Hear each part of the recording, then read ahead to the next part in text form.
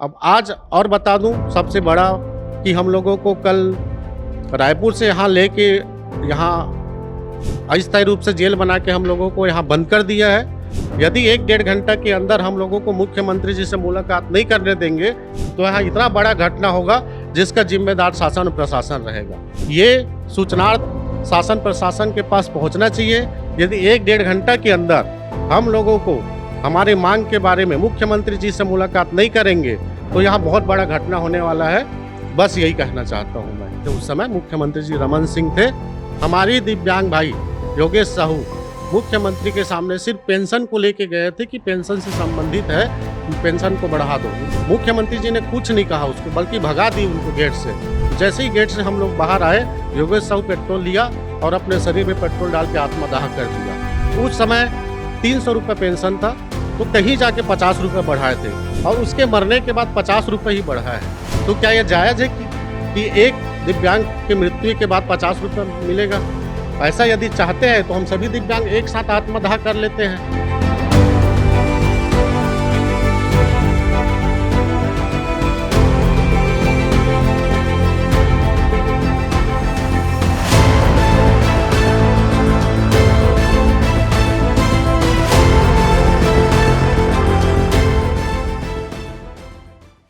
नमस्कार, आप देख रहे हैं द लेंस और मैं हूं आपके साथ पूनम ऋतु सेन। आंदोलन की खबर में आज आपको एक ऐसे आंदोलन की खबर बताने जा रही हूं जिसको सुनकर आप भी हैरान हो जाएंगे। जी हां, अक्सर हम आंदोलन में देखते हैं आपके पीछे भीड़ दिखाई देती है हमारे पीछे और हम उनकी बातों को लेकर सामने आते हैं। कल राजधानी रायपुर में यानी 29 अक्टूबर को तूता धरना स्थल पर जिस तरीके से प्रदर्शन होता था, क्योंकि उसे 2 महीने के लिए बंद कर दिया गया है, इसलिए दिव्यांग जन संघ छत्तीसगढ़ के कई सारे जो आंदोलनकारी थे वो अपना एक नया जगह चुने थे। राजधानी रायपुर में घड़ी चौक, वहां पर वो प्रदर्शन करते हुए नजर आए अपनी मांगों को लेकर। और मैं आपको एक बात बताना चाहूंगी कि ये आंदोलन सिर्फ कल की बात नहीं है। बीते 8 महीनों से वो इसी तरीके से आंदोलन करते हुए नजर आ रहे थे, जिसकी खबरें हमने समय समय पर द लेंस चैनल के माध्यम से आप तक पहुंचाई है। लेकिन आज इसका जिक्र क्यों? कल आंदोलन हुआ, बातें हुई, अधिकारी आए उनसे मिलने के लिए। कौन आया? सामान्य प्रशासन विभाग के द्वारा सचिव आए और उनसे मुलाकात की कि आपकी मांगों को हम मान लेते हैं और कुछ मांगों को कैबिनेट प्रस्ताव के बाद आगे लिया जाएगा। लेकिन उसके बाद मामला शुरू होता है। रात 12 बजे के बाद उन्हें वहां राजधानी रायपुर से लेकर आया जाता है अभनपुर, जो कि 28 किलोमीटर दूर है। इसी जिले का हिस्सा है लेकिन 28 किलोमीटर दूर है। क्यों? क्योंकि यहाँ पर नया धरना स्थल बनाया गया है राजधानी रायपुर से दूर में। जिस वक्त मैं आपको ये रिपोर्ट कर रही हूँ, इस समय वक्त हो चला है 30 अक्टूबर दिन के 12 बजे के आसपास की ये घटना है। और मैं यहाँ पर जब पहुंची उसके जस्ट 15 मिनट पहले यहाँ पर ताला लगा हुआ था और इसी ताला लगे हुए अंदर में यहाँ पर थे दिव्यांगजन संघ के लोग। एक खास बात है जो मैं आपको दिखाना चाहूंगी। ये ताला नया नवेला है, ये कल ही खरीदा गया है, उसके बाद उसे यहाँ पर लेके आया गया है। ये केवल एक ताला नहीं है, अंदर और ऐसे 2 ताले हैं जो लगाए गए हैं। यानी एक ऐसा तबका जो ऑलरेडी समाज को नेग्लेक्ट किया जाता है समाज में, वो अपने प्रोटेस्ट कर रहे थे, शांति रूप से धरना कर रहे थे। उसके बाद ये हालत है, ये आप देख सकते हैं। चलिए, अभी तो हमने यहाँ बात की तो बताया गया है कि यहाँ पर भवन में जो रख रखाव करते हैं उनके द्वारा यहाँ पर ताला लगाया गया था। अंदर साथी हैं दिव्यांगजन संघ वाले, उनसे भी बात करेंगे। और ये जो जगह है वो है धीवर समाज भवन, अभनपुर, जिला रायपुर। इसी जगह पर उन्हें रखा गया है। चलिए एक एक करके साथी हैं उनसे बात करेंगे।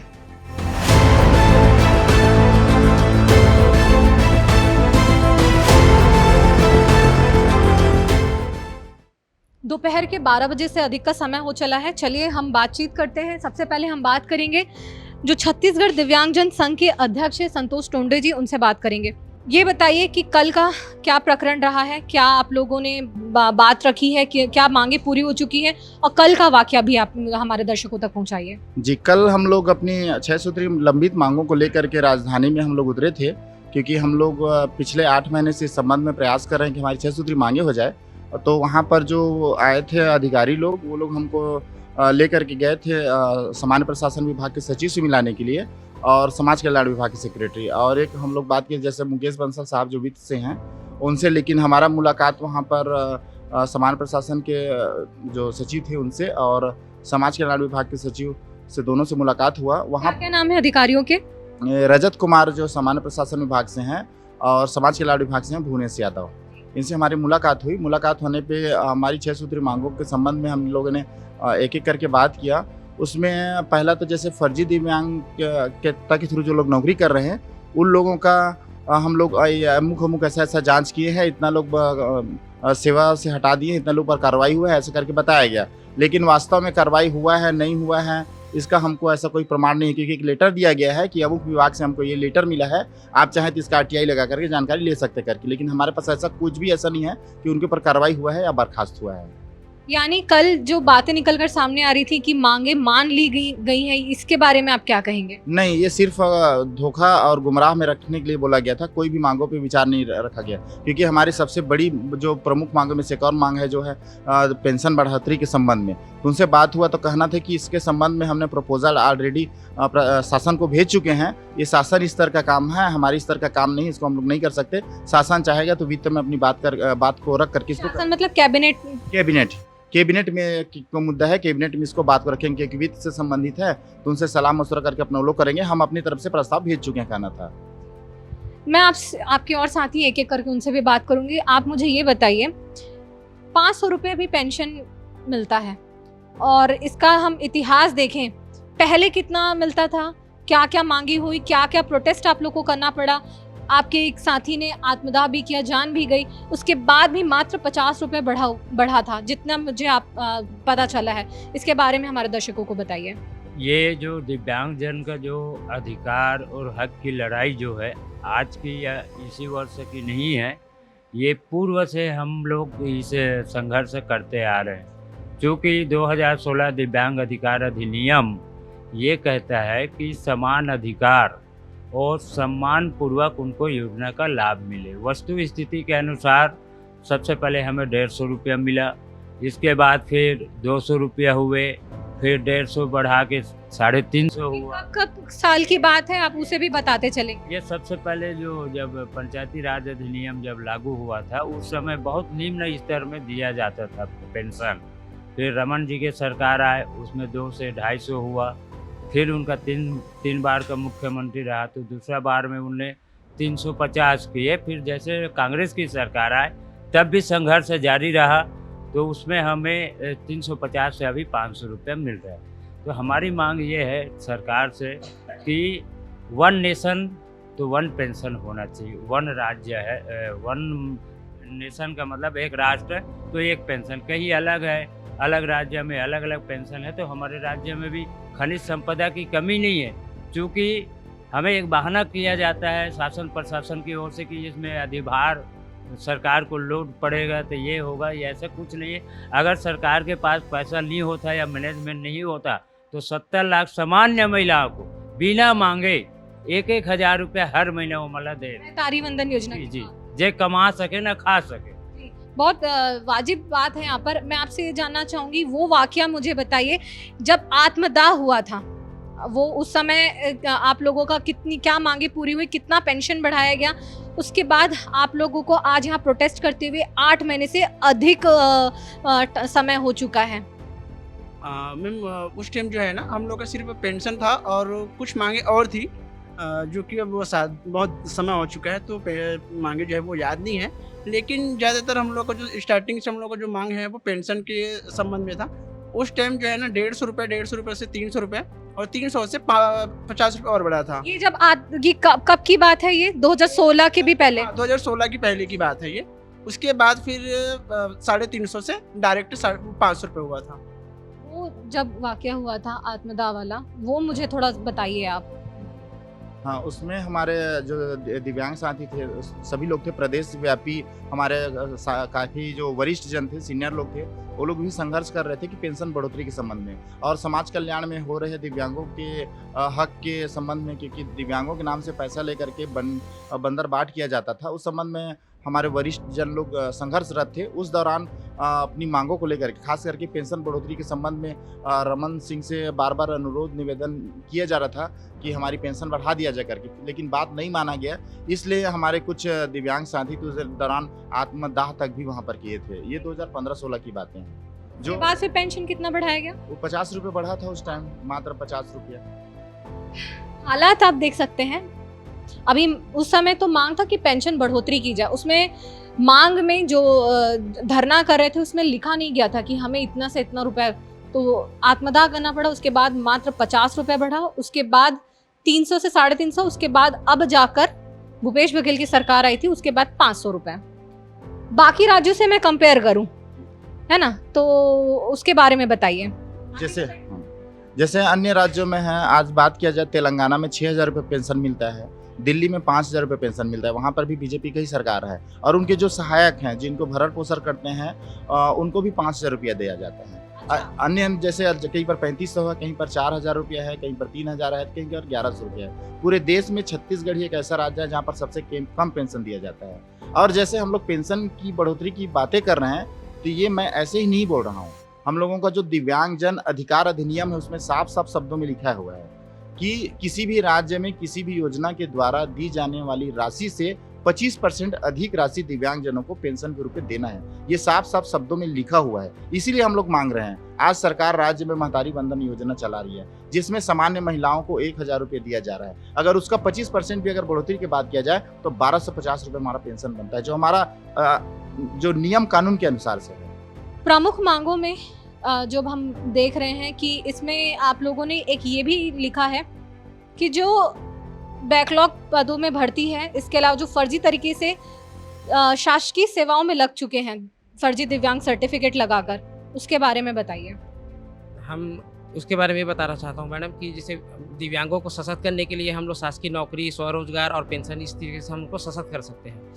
तो जो भी विशेष भर्ती पहले जो चला है उसमें अधिकांश फर्जी दिव्यांग प्रमाण पत्र लगाकर नौकरी कर रहे हैं लोग, तो उनका चिन्हांकन हम लोग भी अपने स्तर पे किए और शासन को भी बताए हैं, और वो उनका मेडिकल बोर्ड से जांच करवाए, और वास्तविक पाए जाने पर अगर सही दिव्यांग है तो कोई दिक्कत नहीं है, और अगर फर्जी हैं तो उनको बर्खास्त करें। और विशेष भर्ती इसलिए हम लोग मांग कर रहे हैं क्योंकि 2016 अधिनियम के लागू होने के बाद विशेष भर्ती अभी तक के नहीं करवाया गया। हमारे विधानसभा में बात भी उठा था, माननीय लक्ष्मी रजवाड़े मैडम जी ने किया था कि अभी तक हमारा 9 साल हो गया है, लेकिन पूरे विभाग का जो है कितने कौन कौन से पद में दिव्यांग काम कर सकते हैं उसका चिन्हांकन अभी तक नहीं कर पाया। अब बताइए, छोटा सा चिन्हांकन काम भी 9 साल तक लगा दिए हैं, तो कितना संवेदनशील सरकार है। देखिए, अभी हम कुछ देर पहले और साथियों से बात कर रहे थे, उन्होंने बताया था एक पर्टिकुलर जिला है मुंगेली जिला, वहाँ से कई लोग एक के बाद एक पूरे परिवार के परिवार फर्जी दिव्यांग सर्टिफिकेट लगाकर भर्ती कर लिए हैं शासकीय सेवाओं में। और ये तो सिर्फ एक जिले की बात हुई, ऐसे और भी कई जिले हैं जिसको लेकर ये जो संघ है छत्तीसगढ़ दिव्यांगजन संघ, वो लगातार आंदोलन कर रहा है और उस पर नकेल कसने की मांग कर रहा है। ये तो ही पूरी बातें जो हमने कल भी दिखाई हैं, इसके पहले भी दिखाई हैं, और इसके पहले जो जिस तरीके से पुलिसिया बर्बरता भी हुई थी प्रोटेस्ट के दौरान, वो भी हमने अपने दर्शकों तक पहुंचाई थी। अब मैं बात करती हूँ फिर से उसी बारे में जो कल रात को हुआ है, यहाँ पे जो घटित हुआ है। एक ताला जो मैंने दिखाया कि वहां पर लगाया गया था, दूसरा ताला आप लोग दिखा रहे थे, ये कहाँ, ये भी देखिए, ये देखिए नया ताला, ब्रांड न्यू ताला, ये मैं कह सकती हूँ शायद कल सरकार ने जो भी सोचा होगा ऐसा ये बता रहे हैं। और इसको ये कहाँ लगाया गया था, ये भी उसी मेन गेट में, एक बाहर से और एक अंदर से, तो ये आप लोग उसको निकाल कर ले गए। देखिए, और इसके अलावा चलिए रात के 2 बजे लाए गए। खाने की बात मैं आपको बताती हूँ, जैसा अभी ये बता रहे थे, खाने की कोई व्यवस्था नहीं थी। नहीं, अभी तक कोई व्यवस्था नहीं थी। हम लोग बार बार जब वो किए कि जैसे हम लोगों का आप राशन लेने बाहर जाने भी नहीं दे रहे हो, गेट बंद कर दिए करके हम लोग वहाँ पर बातचीत किए, अधिकारी लोग आए थे, तब जाके हमारे लिए नाश्ता का वो लोग प्रबंध किए हैं। तो नाश्ता अभी तक हम लोग किए हैं, लेकिन अभी तक हम लोग भोजन नहीं किए। हमारे पास गैस सिलेंडर भी था, वहीं पर छूट गया है, जहाँ पर हम लोग का प्रदर्शन तूता धरना स्थल पे। जी, तो अभी तक खाने का हम लोग व्यवस्था नहीं कर पाए। देखिए, तूता धरना स्थल एक ऐसा जगह है जहाँ पर कई महीनों से वहाँ पर प्रोटेस्ट किया जा रहा था, और वो पहले भी था। पहले की घटना के बारे में बताइए, अभी की चुनौतियों के बारे में भी बताइए। ये जो हमारी मांग अभी का नहीं है, जब से छत्तीसगढ़ राज्य अलग हुआ है, छत्तीसगढ़ राज्य बना है, तब से हमारा मांग चल रहा है, लेकिन अभी तक हमारा एक भी मांग कोई सरकार मांग पूरा नहीं किया है। आज देखिए, आज से 15 साल पहले की बात बता रहा हूँ मैं। हमारे दिव्यांग भाई योगेश साहू मुख्यमंत्री के सामने सिर्फ पेंशन को लेके गए थे कि पेंशन से संबंधित है, पेंशन को बढ़ा दो। उनके साथ में हम सब थे, लेकिन मुख्यमंत्री जी ने कुछ नहीं कहा उसको, बल्कि भगा दी उनको गेट से। तो जैसे ही गेट से हम लोग बाहर आए, योगेश साहू पेट्रोल लिया और अपने शरीर में पेट्रोल डाल के आत्मदाह कर दिया। उस समय 300 रुपये पेंशन था, तो कहीं जाके 50 रुपये बढ़ाए थे। जी रमन सिंह थे उस समय, मुख्यमंत्री जी रमन सिंह थे, और उसके मरने के बाद 50 रुपये ही बढ़ा है। तो क्या यह जायज़ है कि एक दिव्यांग के मृत्यु के बाद 50 रुपये मिलेगा? ऐसा यदि चाहते हैं तो हम सभी दिव्यांग एक साथ आत्मदाह कर लेते हैं, तभी कहीं जाके हमारे बाकी दिव्यांगों को 5,000 रुपये पेंशन मिलेगा। हम लोग चाहते हैं, हमें क्या चाहिए? हमें ज़मीनी स्तर की जो हमारी जो मांग है वो चाहिए। हमें सिर्फ 5,000 रुपये पेंशन दे दे, सम्मानजनक, बीपीएल बाध्यता को काटते हुए रोटी कपड़ा मकान हम लोग सब अपने उसी में अपना जीवन यापन कर सकते हैं।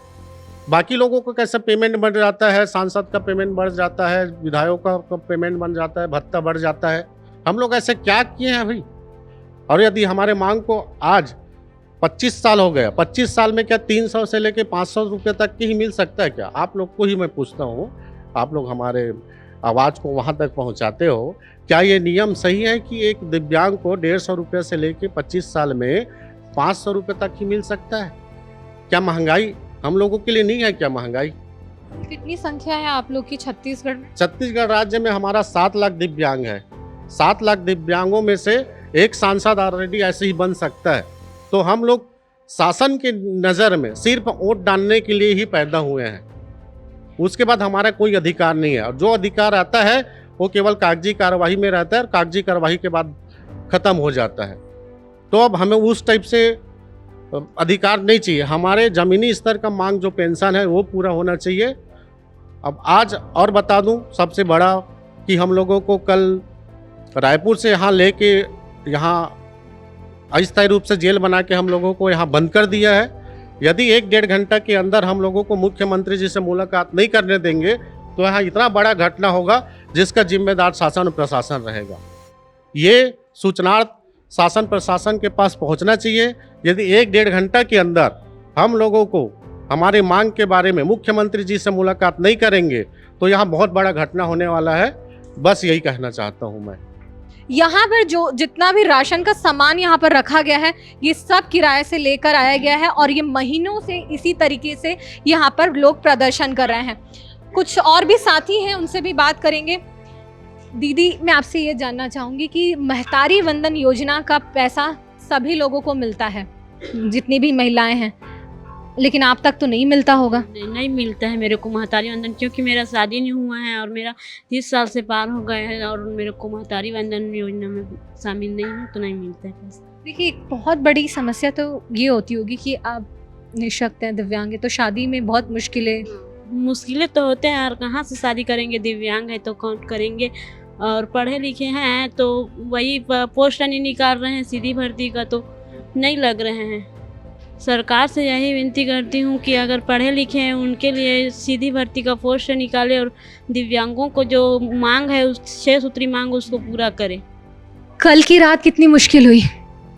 कल की रात को बता नहीं सकते। जिस तरह से 2 बजे हम यहाँ पर आए हैं रात में, जो कि एक सामान्य व्यक्ति भी सोच नहीं सकते कि किस तरह से हम वहाँ से यहाँ पर आए हैं और किस तरह से हम आकर यहाँ पर रहे हैं। चाहे मच्छरों की सुविधा हो, किसी तरह का कोई नहीं है। आप खुद देख रहे हो, खुला आसमान की तरह ही है यहाँ पर, जो कि आप लोग कितनी महिलाएं हैं यहाँ पर? यहाँ पर करीब 12-13 महिलाएं हैं, और सुबह से ही कई लोगों की तबीयत भी ख़राब हो गई, क्योंकि इस तरह से तो हम लोग ही बोले कि अभी घर पर जाइए, यहाँ पर जो भी पारिवारिक व्यवस्था हो आपकी वहाँ पर रहकर आप ट्रीटमेंट वगैरह कराइए, क्योंकि इसी स्थिति में कैसे रख सकते। आप लोग सभी इसी जगह पर, महिला पुरुष सभी इसी जगह पर थे? जी, इसी जगह पर, कोई अलग व्यवस्था नहीं किया गया है। साधन की भी व्यवस्था मैं देख रही हूँ, उधर छोटा सा एक है, और मेरे ख्याल से एक सामान्य व्यक्ति को भी जहाँ मुश्किल होता हो, ऐसी जगह पर आप लोगों के लिए तो बहुत मुश्किल होता होगा। बिल्कुल बिल्कुल मैम। कोई व्हील चेयर पर हैं, कोई अन्य चीज़ों का उपयोग कर रहे हैं, ऐसे बिल्कुल बिल्कुल। कई बैसाखियों के सहारे हैं, कई घिसट कर भी चलने वाले हैं, तो बहुत ज़्यादा तकलीफें हैं। ना साफ़ सफाई का ध्यान है, ना किसी तरह का कोई उचित व्यवस्था है। अब आगे क्या दीदी? आगे देख रहे हैं मैम, नहीं होगा तो हम लोग तो और ही करेंगे, आगे ही और रखेंगे रणनीति तो रखेंगे जब तक ना हो। आपके और जितने भी साथी थे, इतना संघर्ष करने के बाद फिर से वही, और आज भी आप लोगों को 8 महीने से ज़्यादा हो गया संघर्ष करते। पूरा समय सिर्फ संघर्ष करते ही निकालना है या इसका अब परिणाम भी चाहते हैं? और आपकी बात सुनने कौन आए, क्या चाहते हैं? परिणाम सुनना ही चाहते मैम, जब तक नहीं होगा तब तक तो हम यही रहेंगे, करेंगे, आगे करेंगे। अब 8 महीना तो रुक लिए तो आगे तो कर सकते हैं। जब इतना बारिश में, आंधी तूफान में, इतनी धूप में कर सकते हैं तो आगे तो और करेंगे ही। एक और भैया हैं जिनसे हमने कल भी बात की थी, 100% दृष्टि बाधित हैं। कल उन्होंने एकदम आक्रोश के साथ कहा था कि अब और नहीं सहना है, हम अपना अधिकार लेकर रहेंगे। आज उनका क्या कहना है कल की घटना के बाद और आज दिन भर के बाद? जी मैडम, कल के घटना के बाद तो हम तो चाहते थे कि हमारा आंदोलन यहीं पर सफल हो, लेकिन शासन प्रशासन इतना हम पर ध्यान नहीं दे रही है, अनसुनी कर रही है। तो हम कहना चाहते हैं कि हम दिव्यांगों को आप आकर या गोली चलवा दीजिए या पर कहीं ले जाकर मरवा दीजिए, यही उनसे कहना चाहते हैं। और हम तो कहते हैं, अभी भी कह रहे हैं कि अब नहीं सही वो अपन अधिकार लेके रही वो। हम तो अभी किसी भी हद तक जा सकते हैं, यहाँ तक के भी हमारे साथी लोग रणनीति बहुत सारे बना चुके हैं। जो राज्य उत्सव बहिष्कार करने के रूप में रणनीति बहुत सारे बन चुके हैं, और प्रधानमंत्री का कानून बनाया हुआ 2016 का अधिनियम के तहत कोई भी काम नहीं हो रहा है। ना किसी को कुछ मिल रहा है, ना किसी को कुछ जुड़ रहा है। हमारे छत्तीसगढ़ में सबले पिछले राज्य में पेंशन दिया जा रहा है। छत्तीसगढ़ में मैडम, मैं कहने मतलब बहुत से ऐसे दिव्यांग हैं, और अपना छत्तीसगढ़ जो शासन है, दिव्यांग लोगों का जो 80% वाला है उसको पास बना कर दिया है। शासन तो बना कर दिया है, बाकी उसको तो मालूम है हमारे छत्तीसगढ़ हाँ, हमारे छत्तीसगढ़ राज्य में शासकीय बस तो नहीं चलते है ना। उसके बाद बहुत से विकलांग को बना कर दिए है पास। उसके बाद भी जैसे पास को हम लोग दिखाएंगे ना, चेकर रहता है कोई जगह, चेकर लोग को दिखाएंगे, कंडक्टर को दिखाएंगे तो कंडक्टर क्या बोलते, चेकर को दिखा दो, ऐसे बोलते हैं। और चेकर को दिखाते नहीं पास को तो बोलते हैं हमें कंडक्टर को बोल दिया वैसे करके। एक बार ऐसे ही हुआ मेरे साथ, मैं नाथगांव से खेड़ागढ़ जा रहा था, गंडई रोडवेज बस है वो लोधी का, वो बस वाले को दिखाया पास को मैं, तो मेरे को ना ठेलका जी से आगे सिंगारपुर जो गांव है मेन रोड, वहाँ पे उतार दिया। तो उसका नंबर ना मैं लिख लिया था, तुरंत उतरा तो बस का नंबर लिखा, मैं तुरंत जाकर ना मैं खेड़ागढ़ थाना में इसको दाखिल किया। उसके बाद ना 6 महीना तक उसका बस खड़ा था। जब उसका बस खड़ा था ना, तो जब मेरे को बुलाया तो वहाँ का जाकर ना मैं पूरा बताया ऐसा ऐसा बात है करके ना, तो जो बस मालिक था जो था ना, वो अपने कंडक्टर और ड्राइवर को तुरंत वहाँ से सस्पेंड कर दिया। बाकी हमारे राज्य में ऐसा हो रहा है कि बहुत से विकलांग है जो ऐसा पास बना हुआ है, बाकी पास बनाकर शासन दिए नहीं, बाकी यहाँ शासकीय बस तो नहीं चल रहा है ना मैडम, बाकी क्यों दिया फिर नहीं मानते हैं। तो मेरा कहना है वही, बाकी इसको थोड़ा से शासन में इसको ये करो। मैं दृष्टिबाधित हूँ, इसमें एक जने सहयोगी इसमें फ्री है, लेकिन इसमें फ्री तो है, लेकिन हम लोग अकेले ही आए जाएं तो हमें इस बस पास का मान्यता नहीं रहता। आप सब इसको पढ़ के देख सकते हैं। इसमें लिखा है निःशुल्क बस यात्रा पास, कार्यालय भी लिखा हुआ है, दुर्ग जिले का है ये, और छत्तीसगढ़ शासन परिवहन विभाग की अधिसूचना, इसमें क्रमांक वगैरह सब लिखा हुआ है। और लिखा है इसमें कि राज्य सरकार द्वारा पासधारी को निःशुल्क तथा पासधारी के साथ एक सहायक व्यक्ति को निःशुल्क यात्रा करने में छूट दी गई है। इसमें दिनांक भी लिखा गया है, 2018 को मिला हुआ ये पास है, और इसमें क्षेत्रीय परिवहन अधिकारी का सिग्नेचर भी है, ये आप देख सकते हैं। जैसे कि मैं दृष्टिबाधित हूँ, एक ही लोग सफर करता हूँ, मैं भी एक ही जने, तभी से इस बस पास का मान्यता नहीं रहता है। जैसे कि ये हो गया, समाज कल्याण विभाग में जाओ, कहीं भी जाओ तो बस शासन लिखित में बस रहता है, लेकिन कोई योजना उसका लाभार्थी तक पहुंच नहीं पाता और सही उपयोगी नहीं होता है, जैसे कि ये बस पास है। देखिए, साफ तौर पर यहाँ पर जितने भी लोगों से हमने बात की, उन सभी का कहना है कि अब वो थक चुके हैं, 8 महीने से ज़्यादा हो गया, लेकिन अपना अधिकार मांगेंगे। उनका ये कहना है कि हमें गोली मार दिया जाए या तो हमें आकर यहाँ पर मिलकर इसका समाधान किया जाए। नहीं पता कि वो कब होगा, क्योंकि 8 महीने से ज़्यादा का वक्त हो गया है। एक ऐसा तबका जो खुद ही संघर्षरत है अपने जीवन में और उसके बाद अपने अधिकारों के लिए भी संघर्ष कर रहा है। समय ऊपर समय बीत रहा है। आज जिस वक्त मैं आपको ये वीडियो दिखा रही हूँ 30 अक्टूबर का समय है और 1 नवंबर को राज्योत्सव है, जहाँ पर प्रधानमंत्री नरेंद्र मोदी खुद आने वाले हैं। ऐसी स्थिति में यहाँ ये जो जगह है मात्र 10 से 12 किलोमीटर भी नहीं होगा जहाँ पर ये राज्योत्सव किया जाएगा। मैं यहाँ पर जितने भी लोगों से बात की, समझ नहीं आ रहा है कि इनकी मांगें कब पूरी होंगी और इनकी आवाज़ में और साफ तौर पर झलक रहा है कि कितनी ज़्यादा मुश्किलों का सामना करके वो यहाँ पर पहुँचे हैं। प्रदेश स्तर के और भी लोग थे जो यहाँ पर कल आने वाले थे। 3 बसेस को रोक दिया गया, कल भी हमने बताया था। ट्रेन्स में इन्हें रोका गया और क्योंकि शहर का वो इलाका जहाँ पर प्रशासनिक तंत्र सबसे ज़्यादा मौजूद होता है, उस जगह पर इन्होंने सबसे ज़्यादा हिम्मत दिखाई वहाँ पर जाकर धरना करने की, लेकिन उन्हें रातों रात खदेड़ दिया गया। 28 किलोमीटर दूर वो भी ताला लगाकर बंद रखा गया ताकि कोई और रणनीति ना बना ली जाए। फिर भी हौसले बुलंद है कि अभी भी उन्हें उम्मीद है कि कहीं ना कहीं शासन की तरफ से कोई आए, उनकी आवाज़ सुने और उनको जो उनकी मांगे हैं उस पर मुहर लगाई जाए। आपका इस विषय पर क्या कहना है हमें कमेंट्स के सेक्शन में ज़रूर बताएं, क्योंकि हम तो उनकी आवाज़ बन रहे हैं, लेकिन अगर आपका सपोर्ट मिलेगा तो शायद इनकी आवाज़ उस स्तर तक पहुंच पाएगी जहां तक पहुंचाई जाना बहुत ज़रूरी है। सच साफ साफ देखते रहने के लिए द लेंस को सब्सक्राइब करें और हमारी पत्रकारिता की ताकत बनिए। कैमरा पर्सन कलीम परवेज के साथ द लेंस के लिए पूनम ऋतु सेन।